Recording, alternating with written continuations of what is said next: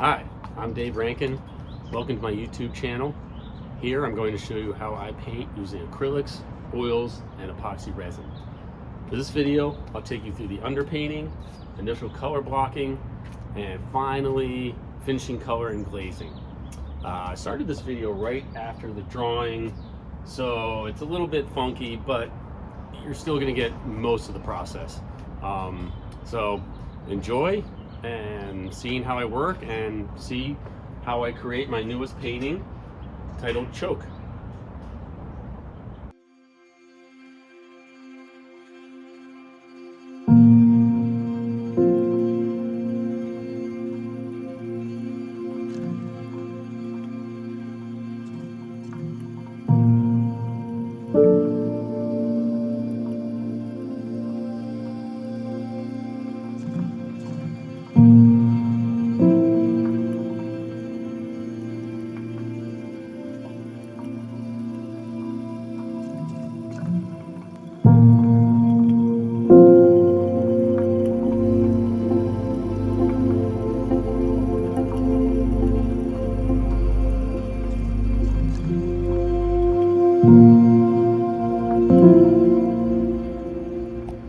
Alright, so here we are at my Santa Monica painting studio.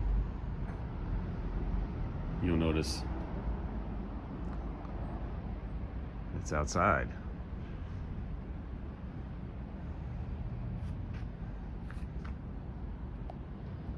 And I'm going to show you some of my materials here that I'm going to use. Right now, the painting is just acrylics right now, but today I'm going to do the oil. The oils, I'm going to do like a wipeout. So this is all part of the underpainting process here with this. It's a pretty big painting, 80 by 60 inches. All right. Now, I guess to get started, like I don't really like paper towels, so I'll use rags. You can see here. Oh, here's Mr. Magoo.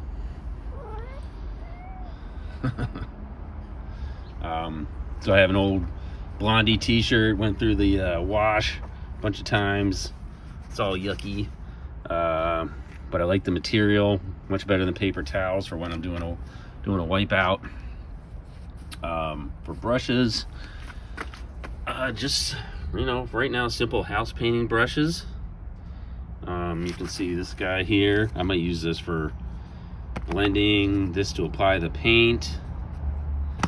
Maybe this one as well. This little guy here, yeah, I'll probably use this to apply some of the brown paint here. And then this, I'll use this for maybe during the wipeout process. I'll just explain that in a minute as well. For paints, I'm just going to use some, possibly going to mix burnt umber, burnt sienna, and some burnt umber, and also some Van Dyke brown. In a second, I'm going to go find that in a second. Now, with oil paint, obviously you can't use water. I use odorless terpenoid, which is like turpentine. I like that. And then a medium. So with painting, they used to use, back in the day, they used to use linseed oil, but I like this. This is liquid. It dries faster, and it gives your painting a nice gloss. Linseed oil, you can always mix linseed oil and liquid together. There's other mediums that work really well too, but I seem to stick with liquid a lot. But here, let me go find some Van Dyke brown, which I thought I had it. This is my little painting.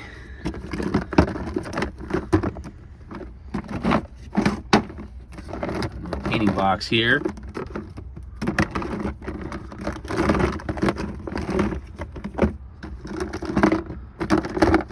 Come here. Van Dyke, where are you? Aha. Here it is. Van Dyke brown. I like this because it's a really deep brown. I don't know, for some reason I really like the color. So anyway, what I'm going to do is, this is my palette here. I'm going to get a bigger one in a little bit, but this is just disposable palette paper for mixing. Also, if we come back here, this is my palette knife, and I just use this instead of using brushes to mix paint, especially when you have a larger amount. I'll use palette knives. This saves your brushes, keeps from destroying them. And here for my turpentine or my turpenoid, I've got a little some kitty food can. But anyway, what the Wipeout does is just put a layer of brown oil paint over the whole thing, and then when you're done, you begin to take the rag, and with a little turpentine on a brush, you brush into areas where, say, you have brown over here, and you start to wipe out the highlights and you leave the shadows. And you might use a little turpentine to accentuate that, but I'll show you that in a minute. All right, so now I've got my little kitty food tin can with my turpenoid in it. I've got a little bit of liquid out, and then I've got my 3 brown colors. I think this one is burnt umber, that's the burnt sienna, and this is the Van Dyke brown. So what I'm doing, this is a pretty traditional method, and it's all part of my process, the Wipeout, that is. I'm sort of still in the underpainting process, right?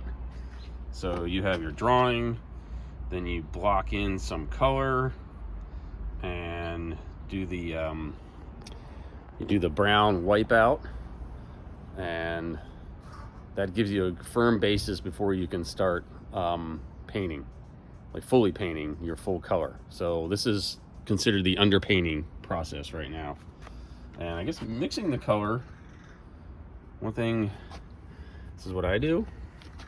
I'll take a little bit of my liquid, and I'm gonna need a lot more paint for this, but I won't bore you with that detail. I'll maybe start with some of the burnt umber, then some burnt sienna. I know it's a lot of brown, but it's just kind of my process, and it really works for me. You can try doing other colors, and a lot of artists do use other colors, but this is kind of how I learned and what I got used to, and I really like the way it works. I use a lot of earth tones with my colors, browns, oranges, but then I'll have other colors, really bright colors, to offset that. But this is, in the beginning process, this is kind of how I work.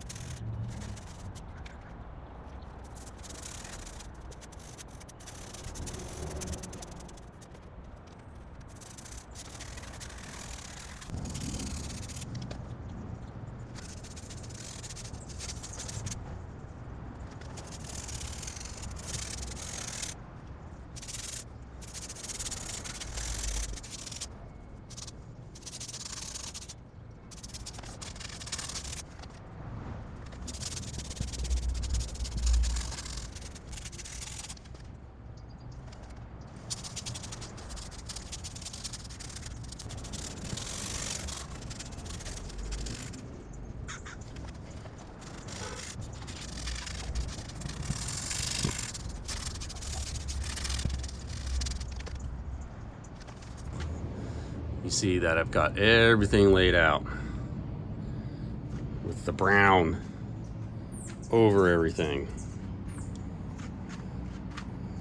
I sped it up because it took a while. I kept running out of paint and adding more paint. You know, I should probably use a jar or something like that as opposed to this palette for maybe mixing a lot of paint. But you probably noticed that I was dipping my brush into the turpentine, and then I was mixing it in with my paint. You can do that in advance. I don't use a lot of turpentine, but when I'm covering an area like this and I need the brush to cover a lot of paint, you know, what I'll do is I'll just mix a little turpentine in there with it, either on my brush or in with the mixed paint. But most of the time I just use I'll just again use the liquid and mix that in with the palette knife in with my color, and then just mix them all together there. You can kind of see this. Now, neat thing with oil paints is I can just leave them. You know, the Van Dyke Brown actually dries really fast in comparison to most oil paints, but I can kind of take my time, go get a break, do what I want for a couple minutes, get a drink of water or coffee, but I can kind of let it sit and maybe look at it. Now, I don't know if I went over this, but I use Gamblin paints.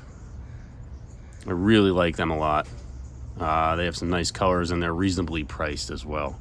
I used to use Winsor Newtons, but one of my old best friends started using them, and then I got hooked on them too. I got everything kind of smoothed down. I just wanted to take a brush and sort of fan everything. So I took one of these brushes here, one of these guys, and I just kind of, you can see here, I just kind of really lightly sort of brushed over the top just to get the really annoying brush strokes kind of smoothed out. This kind of lets me see my painting a little bit better. Now, if we stare back at it, if we look back at a distance, you can kind of see all the details. And what I'm going to do here, and I'll speed it up, is I'm going to take that rag, one of those rags down there, and a little bit of turpentine on a small brush. And whoops, I think I just stepped on a brush. What the hell? No, it's okay. And I'm going to begin to sort of almost like reverse painting, like paint a little bit with a brush with turpentine. You know, maybe like this brush here. Maybe I'll take this, put a little turpentine on it, and then I can kind of paint a little bit with that. And then usually, I hate the way that looks, but from here, start to wipe it away.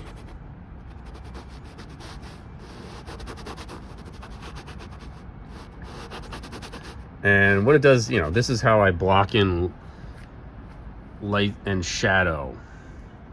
And I might fix the eyes. I'm not liking the eyes right now, but when I start wiping them away, they might develop a life of their own. Right now, it's looking kind of like, I can't tell if they're too close in together or not.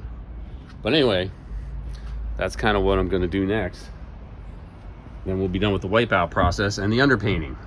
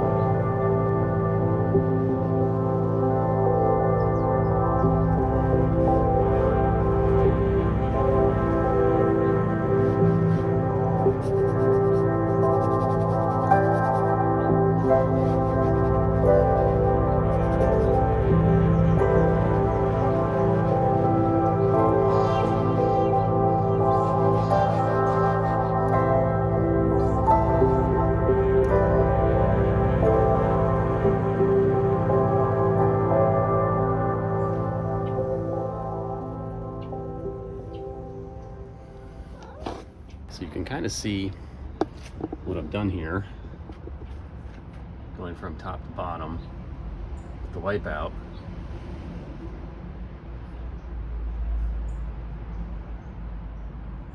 Kind of just working all over, you know, maybe starting from the top and working my way down, but then working sort of around and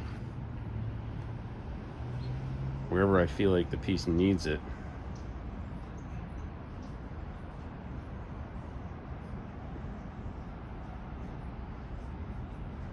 I'll start to build that.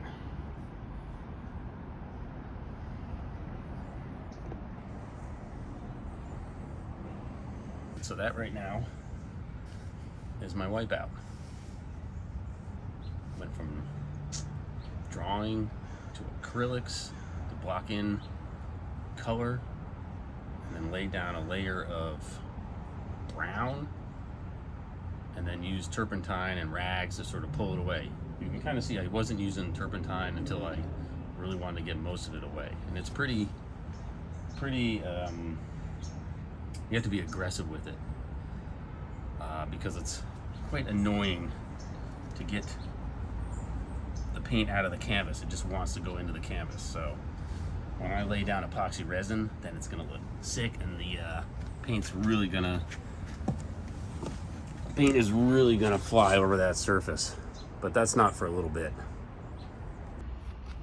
All right, so today I'm gonna work on the face a little bit. Laid out my palette on a nice bigger table in my little backyard here. You can see that. I'm just gonna get going on the face a little. Got my Liquin, my titanium white. I like titanium because it's like a warm white as opposed to zinc white, which is cool. I've got my cadmium yellow, alizarin crimson. I like this cadmium green too. It's not very transparent, but I do like the color. Some cerulean blue, and what's this? Oh, just burnt sienna. You can see the colors over here.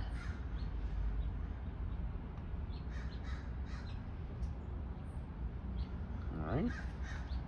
And I got my palette knives and some brushes kind of laid out. Now, I'm not going to be doing a whole lot, just enough to sort of get the face going and get some of my basic colors down that eventually I'll transfer down to the rest of the form. All right, let's do this. All right, mixing a flesh color. So I'm going to mix a basic flesh color. I want this to look kind of chalky at first, and then I'm going to go over it with glazes later. I'll start with my Liquin here. What I'm going to do, since I want everything to be lighter, I'm going to start with white and add color to that. Some white, a little bit of yellow, some alizarin, and then maybe to counter that, maybe I'll do a little green. See what that does. Kind of see how it's makes this like really light pink. Should be pretty good. Like I said, I want it to be kind of chalky looking and almost like dead. So I might put it a little bit, push a little bit more green in there.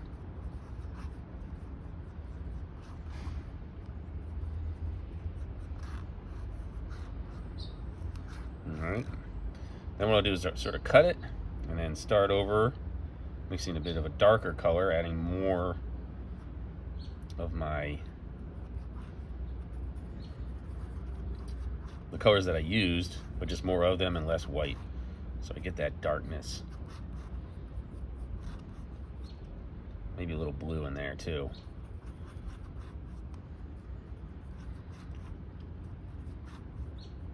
Starting to get a little brown. It's all right. Add a little Liquin. Liquin's great because it helps it dry faster and also gives it a gloss. That's okay. Maybe a little bit more blue to gray it out now. Next, I'm gonna mix a black too. I'll show you how to mix that. But yeah, let's get nice and gray.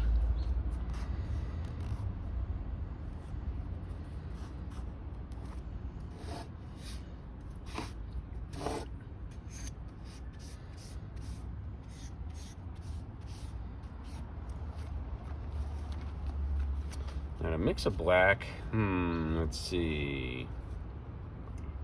I am going to pause for a second.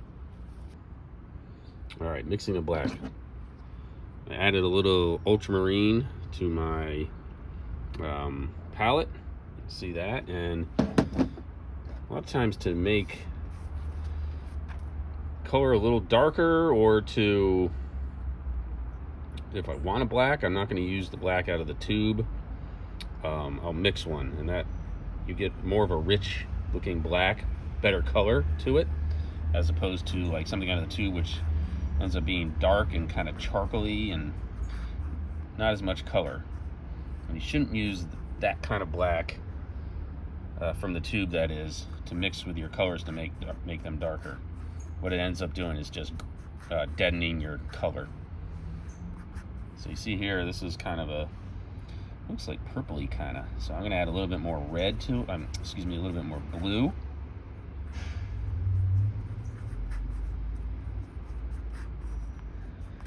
And maybe a little bit more burnt sienna.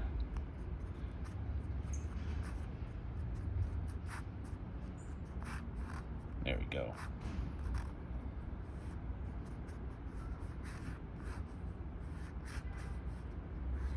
Now I've got a nice color black, which we'll use for the face.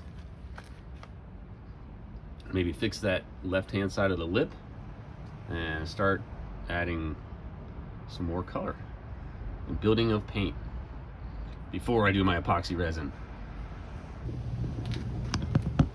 All right, I am going to work a little bit on the nose, and I'm gonna do some special effects or add some little texture. I want to add some blue, I think, kind of right in here.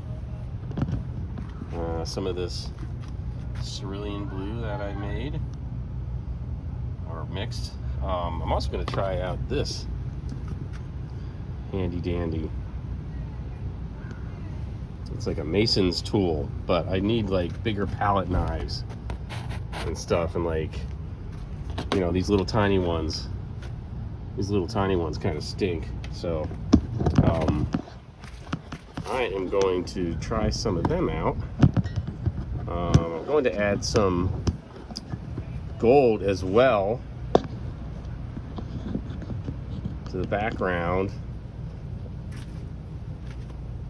At this point, I like to build a lot of texture or a lot of different colors, maybe in here, and then we'll have this blue and then maybe some gold down in here.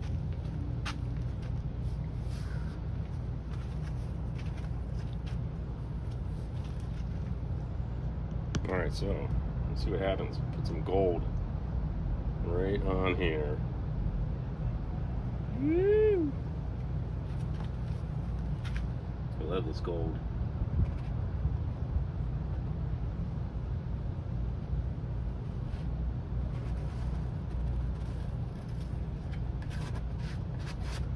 Like this gold. What is this? This is just like little flicks, iridescent gold. This is another Blick gold. I don't like that very much. It's like too, like, I don't know. It's dark.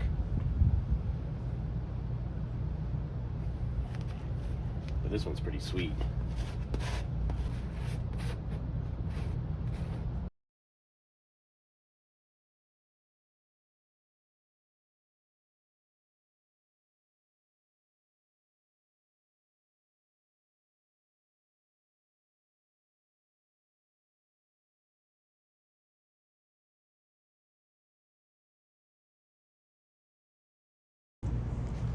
Here's what the gold is kind of looking like now.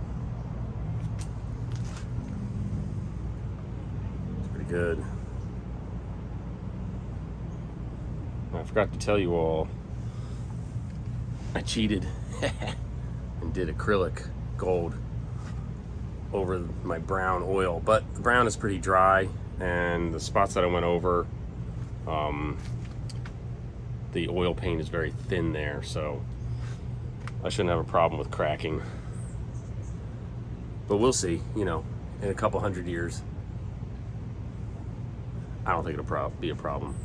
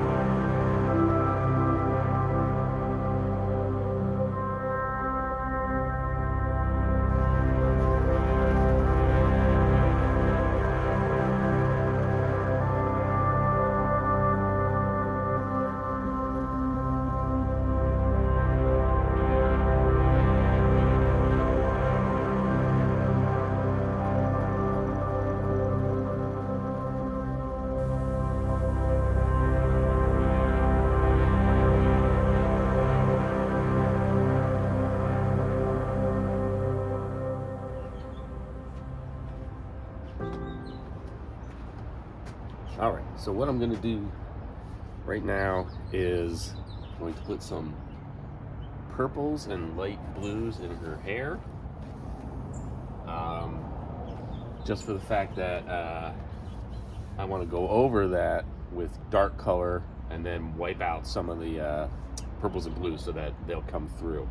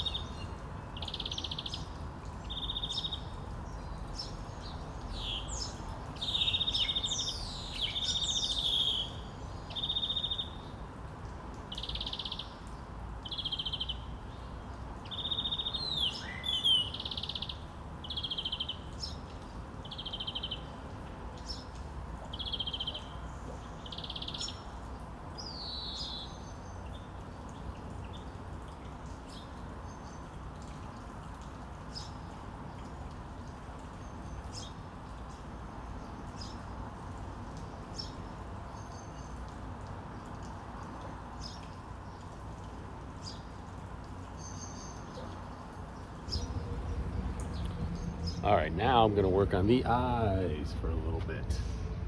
We'll see if we can get those going and looking nicely.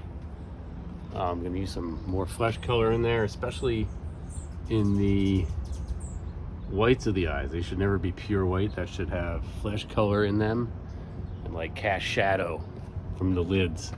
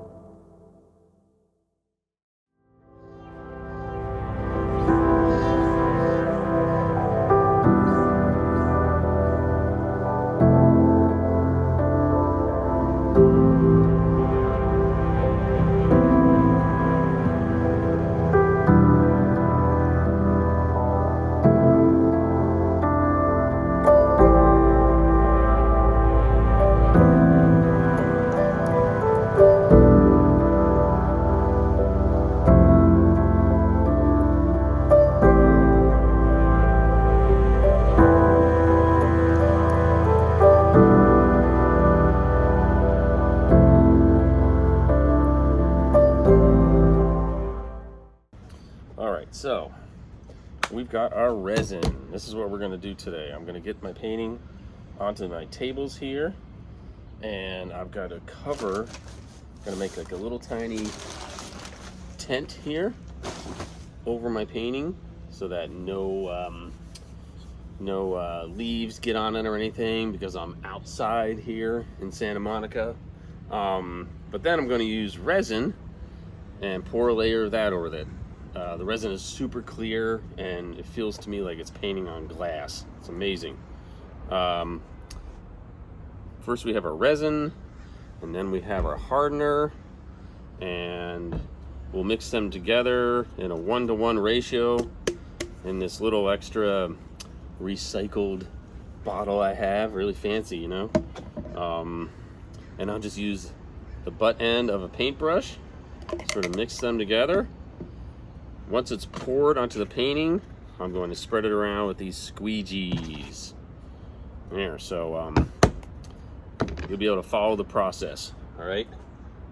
And once it's done, it takes about, I think, overnight to dry, probably. So we're gonna do that.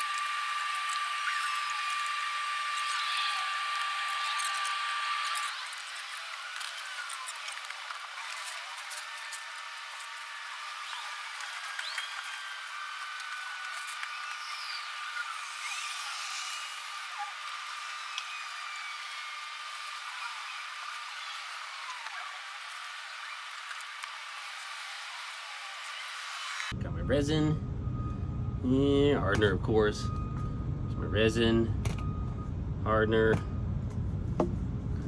I'll put these 1-to-1 and then mix them for like 5 minutes. Now I usually count, a lot of people measure. It's probably better to measure. 2, 3, 4, 5, 6, 7, 8, 9, 10, 11. Ooh. I'd say 11 is probably pretty good.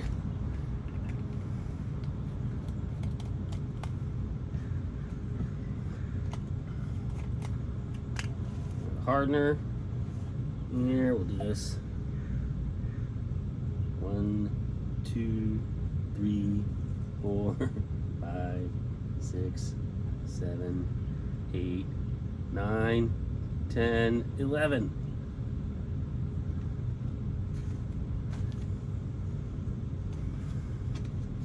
And you can see, if you can see into the bottles,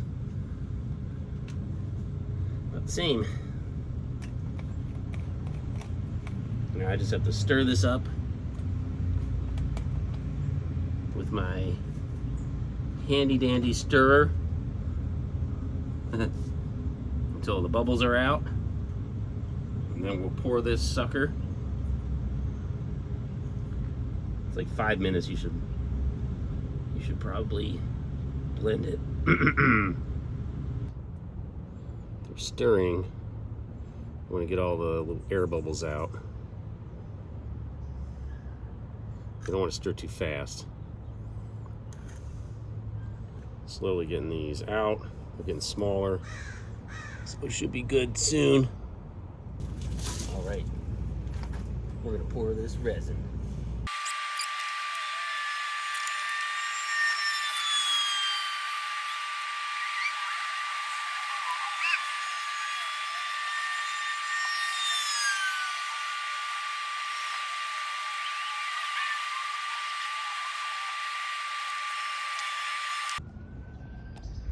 All right, so letting it dry out here. It was curing overnight, but I don't know if I mixed the resin correctly. You can see there's some funky spots here. Hopefully that will cure at some point soon.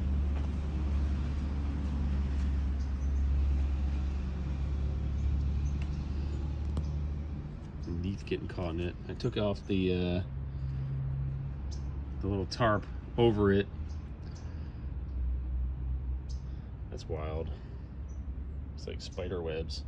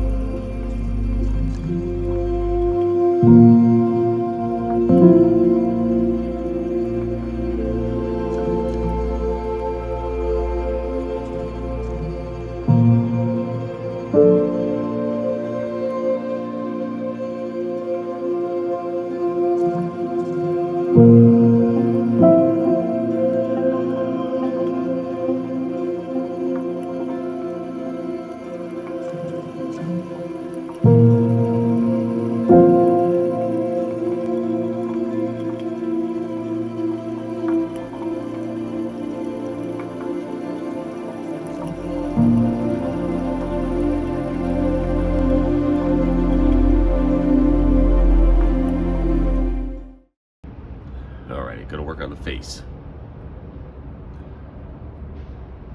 Look at that glare, gloss. Looks sick, but it's so hard to photograph.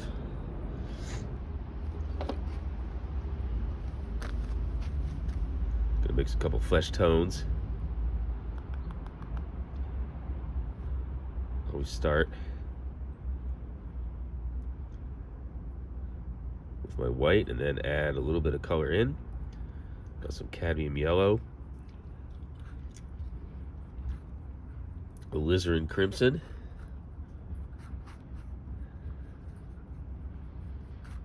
look at that, that looks nice.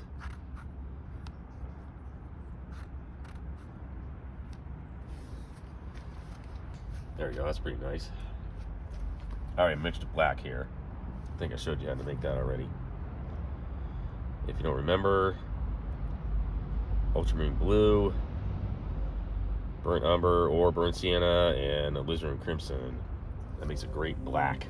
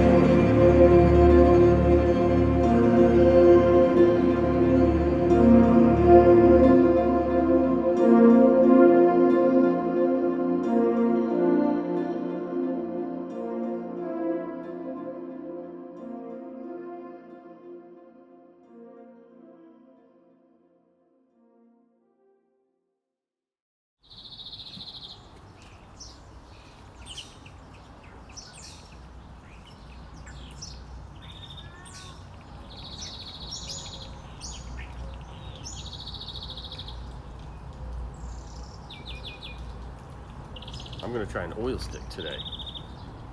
R&F makes these. They also make wonderful encaustic wax paints and pigments for oils. Awesome brand.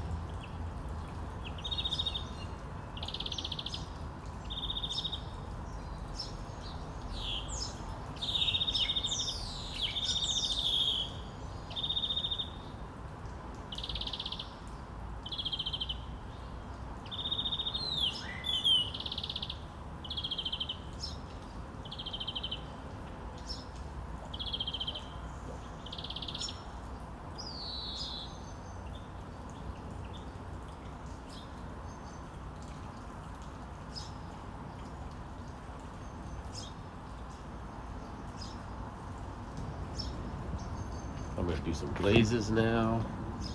So I applied darker color over the hair and then sanded down. Sanded away some of that dark color to bring out some texture. But overall, the piece looks like it needs more color. I'm gonna hit the dry areas with glazes. Maybe like some oranges and reds, maybe a green in some spots, just to pull out the color, make it more vibrant and saturated. Now, with a glaze, you need a transparent color. Like say I have this alizarin crimson here. I'm gonna use my liquid and mix some of that color in there so it's nice and transparent.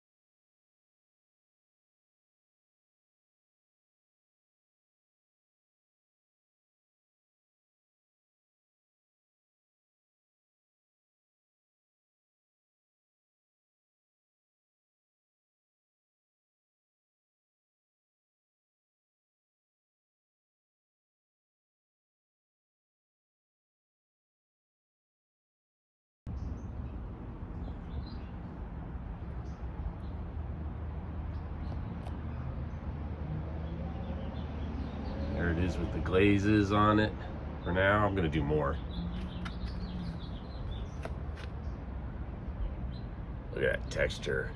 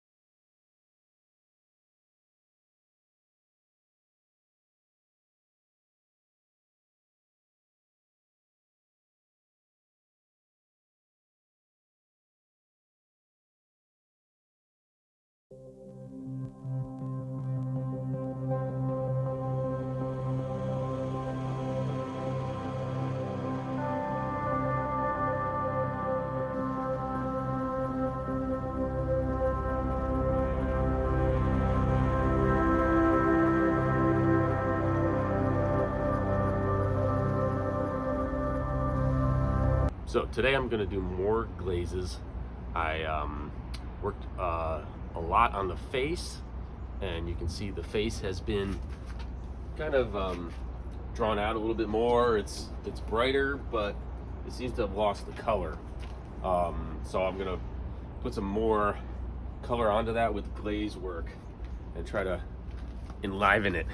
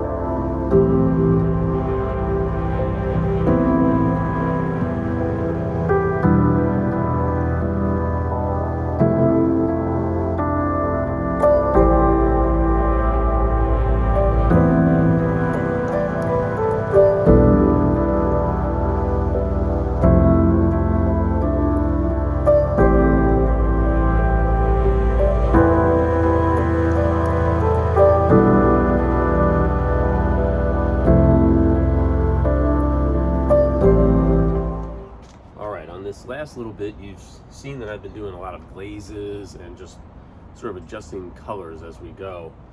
I'm trying to deepen things in shadow and also pulling out color or making it more vibrant. I think I'm going to go up in here a little bit and up here to add some purple there, kind of like I did down here, but I don't want to lose this blue and pink, so I'm going to have to be careful with that.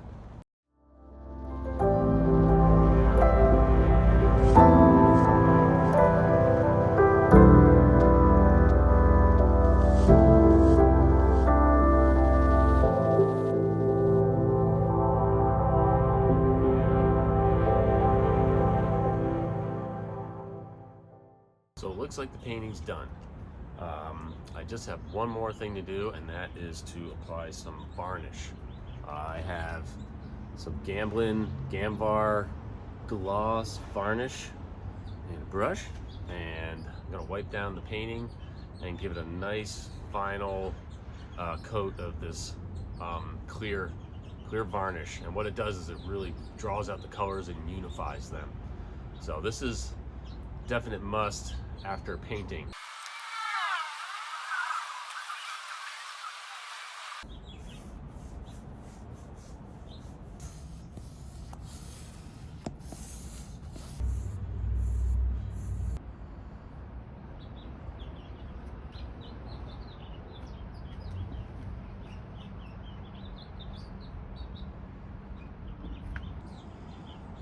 Look at that. Look at that gloss. Beautifully unified. There's not patches of gloss and matte.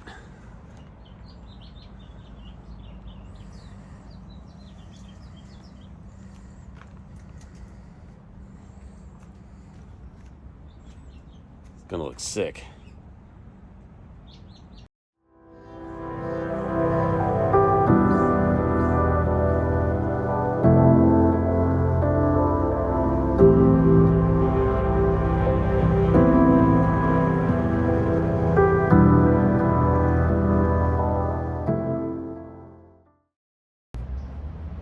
Well, I hope you enjoyed my video and you like my painting. Please remember to like and subscribe to my channel. And I hope to do more and see you here again. Thanks a lot.